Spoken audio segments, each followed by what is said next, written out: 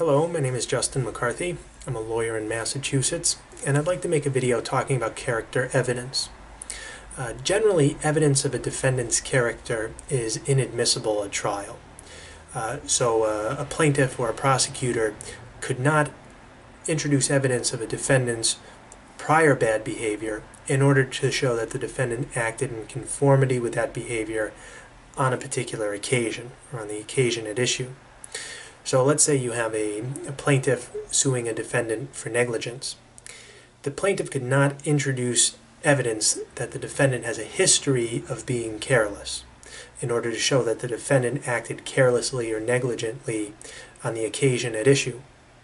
Or similarly, if you had a criminal case and the defendant was on trial for assault and battery, the prosecutor could not present evidence that the defendant has a history of violence or reputation for being violent in order to show that the defendant on the occasion at issue was violent. There's two reasons for this rule. The first is that character evidence is thought to have little probative value. So just because somebody acted a certain way in the past doesn't necessarily mean that they acted that way on a certain occasion. And the second reason is that character evidence has a significant risk of prejudicing jurors. In other words, the jury may be more apt to side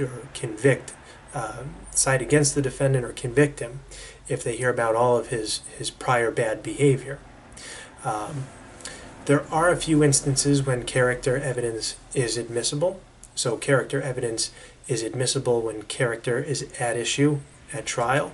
So, for instance, a defamation case where the character of one of the parties is at issue, then character of that person could be brought in.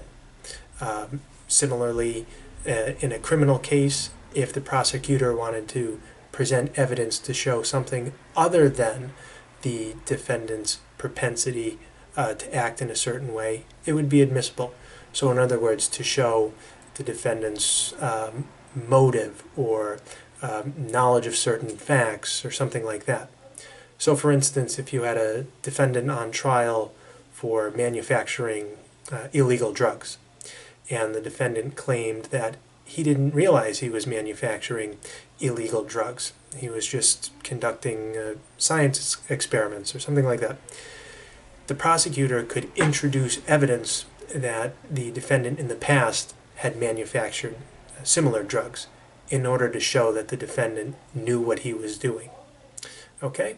And then lastly, character evidence is admissible in cases involving sexual assault, and that's both criminal and civil. Right? And it's allowed in to show that the defendant had a certain propensity for acting in a certain way. So that's it on character evidence.